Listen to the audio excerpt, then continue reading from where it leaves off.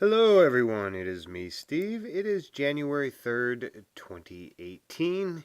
Um, I did kind of like a teaser of this project I was doing. This is my cross section of, I believe it's an 1,850-mile cross section through North America, somewhere around there.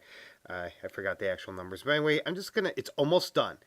It's the two scale cross section of North America from Hudson Bay to the Atlantic Ocean. So I'm just going to let you look at this real quick. Basically, I put some things, additional things on here I thought were important. But pertaining to the cross section here, we have geologic units in the cross section. I did this by time and not by lithology. Well, there are lithologies here, but it's at the scale I'm using. Even though this document is like 8 feet long, it's still not big enough to show individual like Phanerozoic or Mesozoic formations. So I did it that way. Now here's a general steady state geotherm model of cross section A to A prime. That's the green line on here. There's other things I've included on here. This is just to show you the continental crust, the lithospheric mantle, the asthenosphere mantle, and the associated temperatures, pressures, depths in the middle of the cross section. So that's what that is. Now, we are going to move a little bit over here, and should I address this right now? Yeah, I will. I have just like a little, I wanted to keep the wordiness off this, so I put a cross-section statistics on here. You can read it if you want. It tells you some information that are not on diagrams or figures. Here's my references. I believe there's 19 as of now. There's one more. This is almost complete, but there's one more thing I might add, which might increase the references once or twice. We'll skip that. Well, now I decided to add a cross-section of the Earth. This is to scale, and actually the oblicity of the Earth is taken into account here. You can't tell, it still looks like a perfect circle, but if you were to measure this, the north to south pole is slightly more squat than it is at the equator. We have the ecliptic, I have the actual tilt of the Earth. There's north at the 23.5 degree tilt. Over here, I have up to the right, you'll see the approximate area of the cross section. Sorry, I'm getting cats out of the way again. And it's a 26.5 degree central angle section. And we don't worry, we will get to it. It is coming up. Here you have a little more information on it and the distances.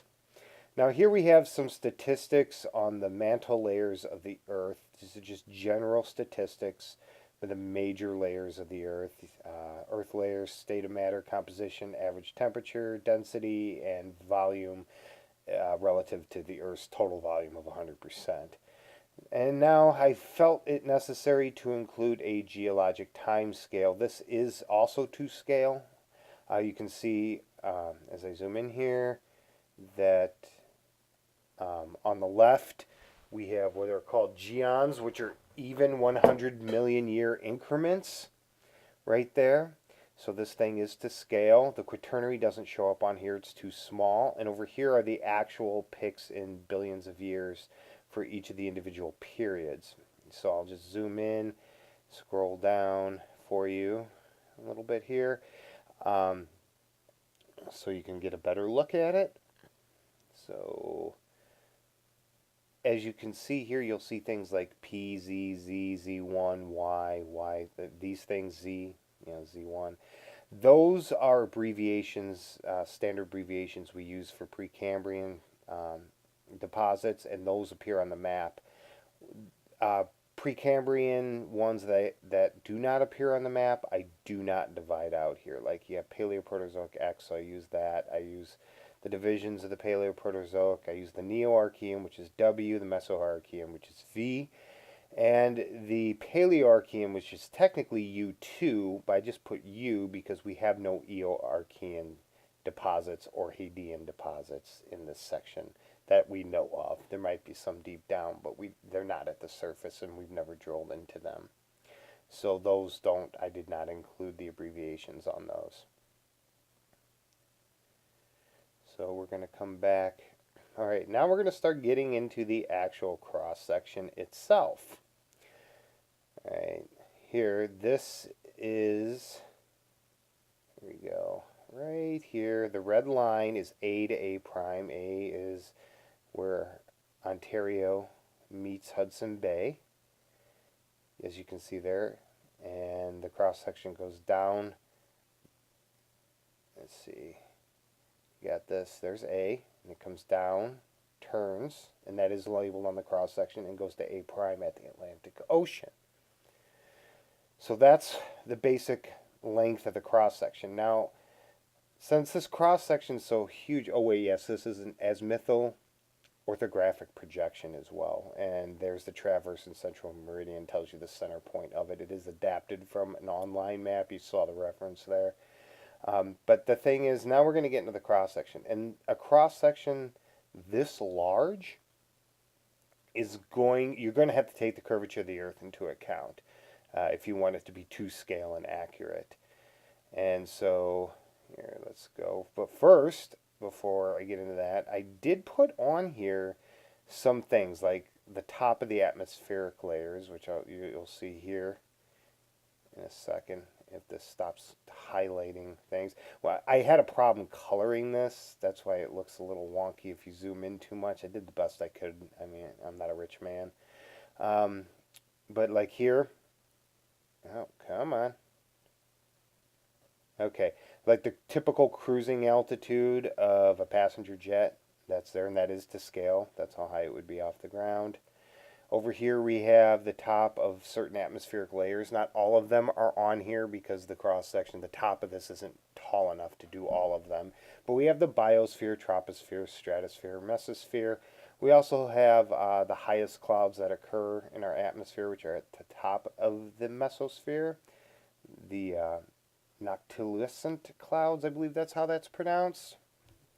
And sorry if you keep hearing random noises, it's me trying to get cats out of the way. I apologize for that. I also put past satellites, their typical orbits. There you saw Skylab, Mir, International Space Station, and yes, I consider those satellites because technically a satellite is anything in orbit around another body. I know they're space stations, but I also put Sputnik 1. And there's the top of the thermosphere. This doesn't extend high enough to include the exosphere. And there's the two labels for those. Okay, now I am going to get into the cross section. I swear. This is about the middle. I'm going to start from the left and scroll to the right. All right, there's no vertical exaggeration here. And there's the scale, the 40 miles and 60 kilometers for reference. So we go all the way to the left, which would be where Ontario meets Hudson Bay at its northern point. And there's the longitude and latitude.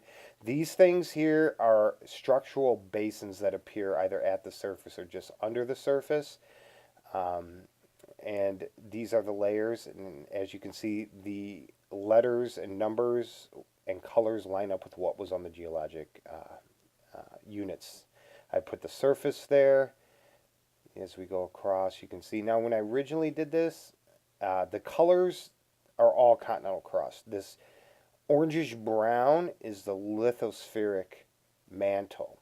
Right? Now, when I originally did this, I didn't think the actual mantle would show up, but this cross-section is thick enough, and that dark red at the bottom is the asthenosphere. So you can see the lithospheric mantle. You can see the lab, which explains what that is there. The moho up at the base of the continental crust there.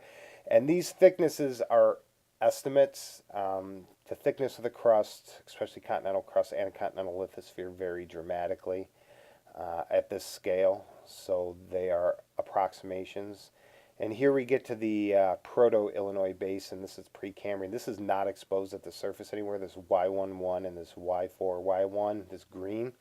This stuff is probably what initiated the formation of the Paleozoic Illinois Basin, but that is all Precambrian and likely a Yellowstone type caldera. This is the real foot rift right here.